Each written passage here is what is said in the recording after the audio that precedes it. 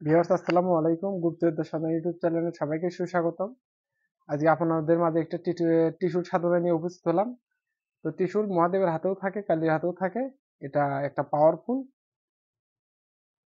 তো ত্রিশূলের রহস্য ভেদ যদি ভেঙে দেওয়া হয় তাহলে আপনারা এই পৃথিবী তছনছ করে ফেলে দিবেন, মানুষকে মানুষ বলে গণ্য করবেন না, একটা কবিরাজকে কবিরাজ হিসেবে ধরবেন না। তো আপনাদেরকে তারপর আমি দিচ্ছি একটা ত্রিশূল আপনারা তৈরি করে নেবেন শনিবার মঙ্গলবার দিন।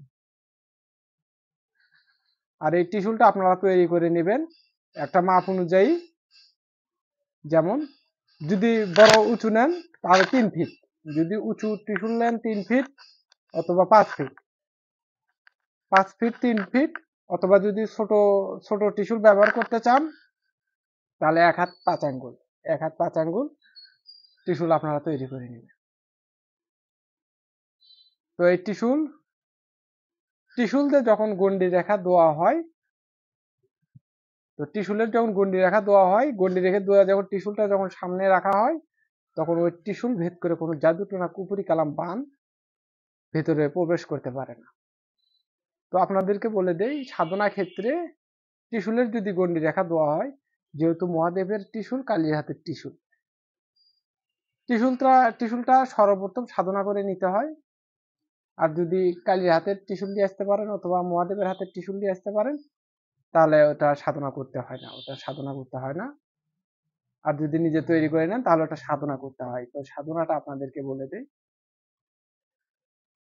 এটা বুড়ো অমাবস্যায় করবেন। বুড়ো অমাবস্যা যখন আসে, বছরে একবার কার্তিক মাসে আসে, কার্তিক মাসের শেষের দিকে যখন শীত পড়ে হালকা হালকা, তখন এই বুড়ো অমাবস্যাটা আসে। তো ত্রিশূল সাধনা সামকালা কালিয়া তুমি চালিয়া চামিদের লোয়ার ডাকাতে করে এই ত্রিশূল যে কাজে লাগাও সেই কাজ না করবো আল্লাহ মোহাম্মদ মাথা খাবি। তো 501 বার এই মন্ত্রটা পাঠ করবেন এবং ত্রিশূলে ফুঁক দিবেন। কোনো বিষয় নয়, এই আপনার আধা ঘন্টা 40 মিনিটের মতন সময় লাগতে পারে 500 বার পাঠ করতে। তো পাঠ করে ত্রিশূলে ফুঁক দিলে ত্রিশূলটা প্রবল শক্তির অধিকারী হয়ে যাবে। ওই ত্রিশূলে তখন আসল লেগে যাবে, আসল লেগে যাবে। ওটাতে মহাদেবের শক্তি, কালীর শক্তি সঞ্চয় হবে।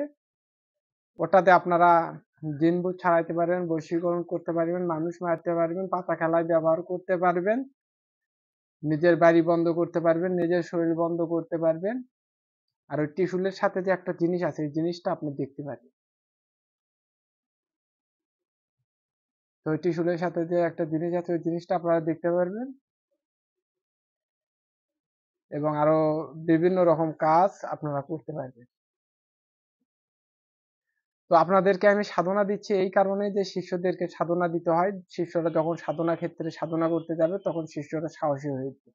আর যখন তারা সাধনের মন্ত্র, শুধুমাত্র মন্ত্র শক্তি থাকবে তাদের কাছে, তারা তখন ভীতু হয়ে যাবে। আর যখন সাধনা করবে, সাধনা করে 2-4টা ভয় খাবে, 2-4টা জিন ভূত দেখবে, 2-4টা জিন ভূতের সাথে লড়াই করবে, জিন মানুষকে দাপড়াবে, মানুষ জিনকে দাপড়াবে, ওরা এদিকে আসবে আমরা ওইদিকে যাব, এইটা করতে করতে করতে করতে এ তো মহা সাধক হয়ে যাবে, মহা সাধক হয়ে যাবে। জিনে কি ভয় করবে?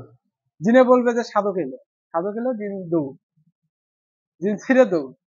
আপনি একটা জিন যখন আমি ছাড়াইতে যাই, তখন জিন আমাকে চেয়ার দেয় বসার জন্য, যে ওস্তাদ বসে, সালাম কালাম দেয়। এর উপর আর কি লাগে, এর উপর আর কি লাগে? একটা কবিরাজ যখন যায় ওই জিনকে উল্টে সালাম দেয়, আমি দেখছি। আমার বাড়ির পাশে একটা কবিরাজ আছে, তো আমি প্রথম শিক্ষা তার কাছ থেকে নিছি। তো সে জিনের কাছে গিয়ে জিনকে সালাম দিছে, যে আসসালামু আলাইকুম, জিনকে সালাম দিছে। জিন তো এ তো হাসে, এ তো হেউ হেউ করতেছে, হাসতেছে। জিন তো শুধুমাত্র হাসার উপর আছে যে কবিরাজ হয়ে আমাকে সালাম দিল।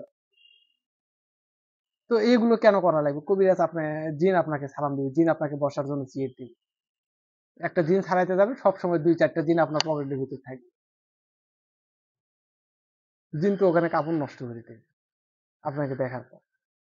তো যাই হোক, আপনারা ত্রিশূল সাধনা করুন, করার পরে আমার কাছে ফোন দিবেন অথবা কমেন্ট করবেন, আমি আপনাদের জানাই দেবো, কোনো সমস্যা নেই। তো সবাই ভালো থাকুন, সুস্থ থাকুন। আসসালামু আলাইকুম।